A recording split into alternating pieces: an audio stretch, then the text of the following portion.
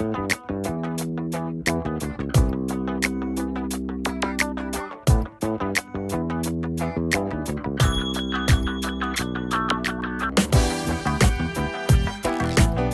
sono Giovanni Baldi, il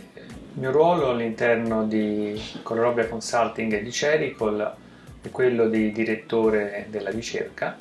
che si sviluppa su diversi ambiti. Uno è quello della nanomedicina, l'altro è quello ambientale, soprattutto per quanto riguarda i sistemi fotocatalitici nano, e il terzo è quello delle superfici che noi chiamiamo smart, quindi superfici che rispondono a stimoli e servono per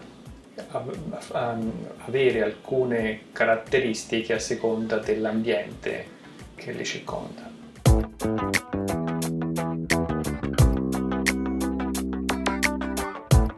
Il progetto Nanomed riguarda la teranostica e riguarda anche quello che viene definito la nano drug delivery. Cosa vuol dire? Vuol dire che è possibile miniaturizzare certe strutture inorganiche ad un livello tale che queste, e parlo soprattutto di materiali che vengono definiti super paramagnetici, possono rispondere a degli stimoli esterni. In particolare possono rispondere a radiazioni elettromagnetiche, che possono essere sia radio che luce, laser.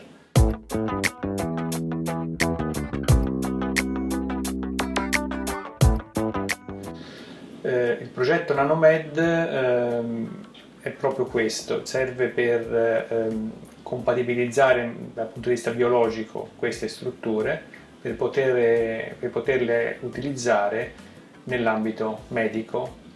per cure come per esempio il cancro o particolari cure neurologiche. Nel caso specifico noi ci stiamo occupando del tumore del melanoma e della sclerosi multipla.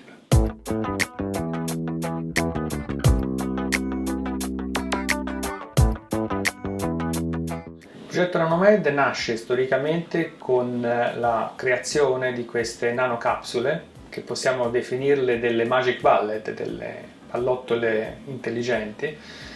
che sono costituite da un cuore magnetico o costituito da un anode di oro, che reagisce quindi a questi stimoli, come le dicevo, esterni, che possono essere un campo di radiofrequenza o un raggio laser, che sono circondati da un polimero, biopolimero, che deve avere due funzioni. Uno, quello di essere stealth al sistema immunitario, il secondo, quello di contenere in sé alcuni altri importanti attori del trattamento che vorremmo andare a fare, e quindi farmaci e quindi dei sistemi molecolari che possono riconoscere, nel caso specifico che le dicevo, cellule tumorali o cellule del sistema nervoso danneggiate. Come funziona questa tecnica? Fondamentalmente le nanoparticelle, una volta sintetizzate e sviluppate, vengono iniettate nel circolo sanguigno e grazie a queste strutture chimiche che hanno alla superficie vanno a riconoscere le cellule tumorali. Una volta che le particelle arrivano sulla cellula tumorale, possono essere irraggiate da campi elettromagnetici e possono da una parte rilasciare farmaci che loro portano all'interno di queste capsule ibride che vi dicevo, dall'altra generano temperatura e quindi provocano quello che si dice un effetto ipertermico che è citotossico per le cellule tumorali. Un altro aspetto interessante è che questi cuori magnetici di nanorod di oro sono anche rilevabili con tecniche di imaging, quindi si parla di una terapia teranostica. La teranostica è una crasi tra terapia e diagnosi, e quindi noi riusciamo non soltanto a portare una terapia, ma anche a validare e valutare quelli che sono gli effetti di questa terapia attraverso tecniche come imaging ottico o imaging magnetico.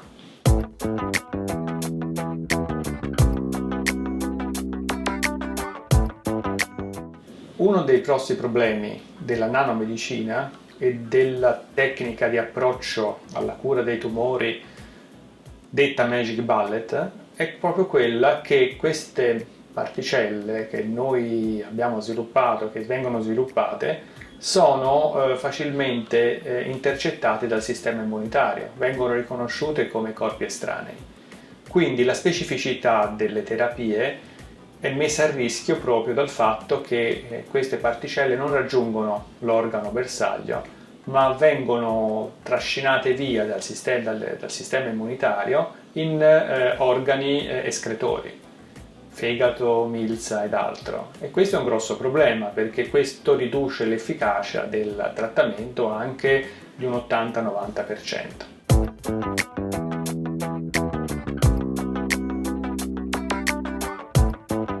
Per risolvere questo problema, l'idea che abbiamo avuto, che è stata soggetta anche di brevetti, è stata quella di nascondere queste particelle all'interno delle stesse cellule del sistema immunitario. Quindi questa strategia, che possiamo definirla come Trojan Horse o cavallo di Troia, è proprio quella di inserire particelle con tutto il loro armamentario, sia dal punto di vista dell'ipertermia che farmacologico, all'interno delle stesse cellule del sistema immunitario che sarebbero predisposte alla loro eliminazione. Questa tecnica, che possiamo definire un incrocio tra la tecnica immunologica e quella nanotecnologica, possiamo chiamarla una immunoterapia rinforzata da nanostrutture. La nostra terapia prevede di selezionare dei linfociti T opportuni del paziente, di istruirli a colpire una cellula tumorale o cellule del sistema nervoso, caricare questi linfociti delle nostre particelle che portano tutto il loro armamentario chimico-fisico e reiniettare nel paziente. Quindi si capisce bene che sono terapie che vanno verso una estrema personalizzazione.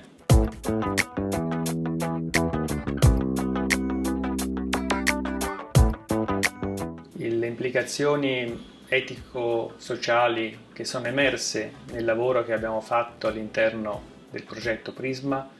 sono principalmente quelle legate agli aspetti etico-sociali connessi all'immunoterapia e alla nanomedicina in generale, e cioè fondamentalmente quella legate alla medicina di precisione, quindi a tutto l'aspetto di sicurezza e di sicurezza che noi dobbiamo considerare nel sviluppare terapie legate alle cellule, di sicurezza rispetto al sviluppo di sistemi nanostrutturati, di sicurezza e di tossicità legati alla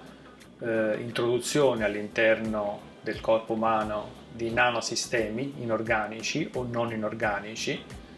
e quindi questi sono gli aspetti più delicati dal punto di vista tecnico-scientifico. Poi naturalmente ci sono anche aspetti legati alla sfera etico-sociale, ad esempio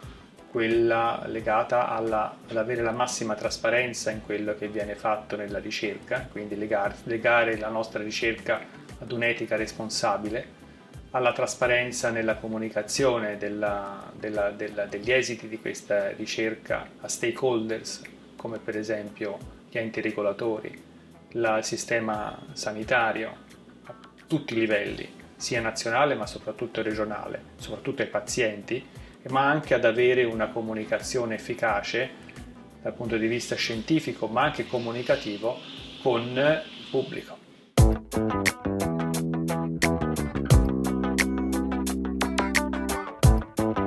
Il progetto Prisma ha fatto emergere numerose problematiche che ci hanno aiutato a focalizzare meglio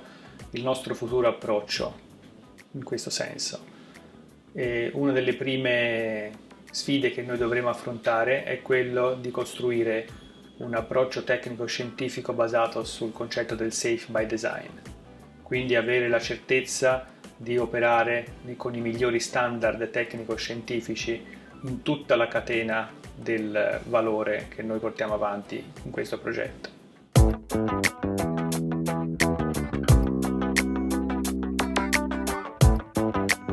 Per quanto riguarda poi il rapporto con stakeholders e la società, per noi, e questo è emerso in maniera veramente importante all'interno del progetto Prisma,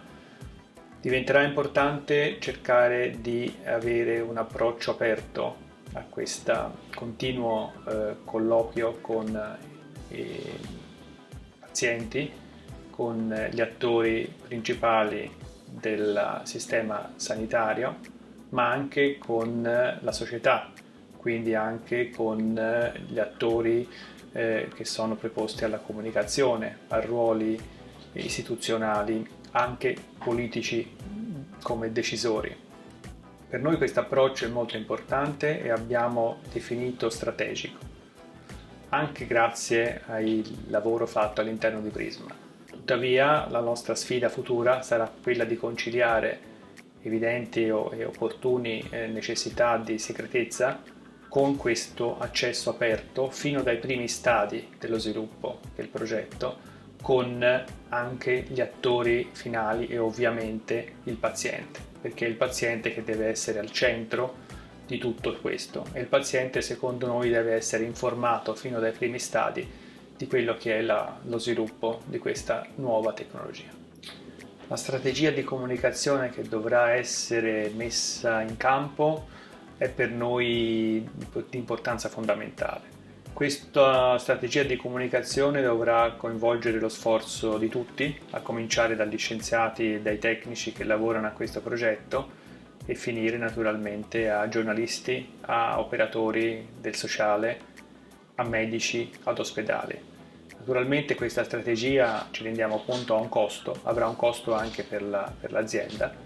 ma dovremo fare in modo di sensibilizzare a tutti i livelli i decisori anche politici, perché questo nuovo sviluppo che noi vorremmo portare etico di una nuova tecnologia, di una nuova terapia, possa portare i suoi frutti il più presto possibile, perché non dimentichiamoci che i danni comunicativi che si possono fare comunicando in maniera sbagliata nuove tecnologie possono portare a bloccare, se non ritardare, una possibile cura per delle malattie che ancora oggi trovano difficoltà ad essere trattate.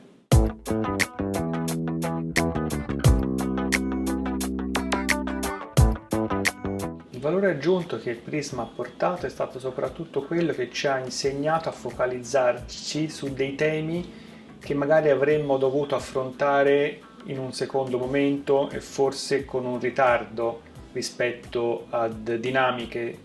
sociali e anche comunicative che oggigiorno si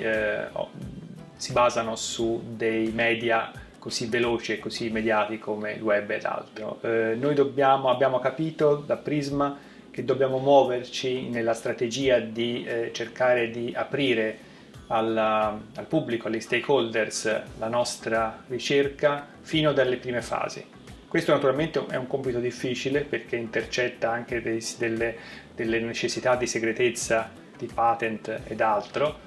però questa è la nostra sfida futura.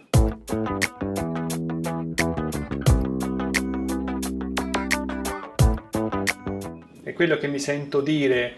ad altri è che sicuramente il ruolo della ricerca responsabile può essere un deterrente se fatta correttamente e comunicata correttamente nel futuro per evitare attacchi da parte di persone poco informate, sia perché sono poco informate dal punto di vista culturale, sia perché hanno pretestuosamente la volontà di colpire certi tipi di nuove tecnologie. E questo è molto importante perché la ricerca responsabile vuol dire avere una pedigree tale da rispondere con i fatti ad accuse che possono nel futuro arrivare.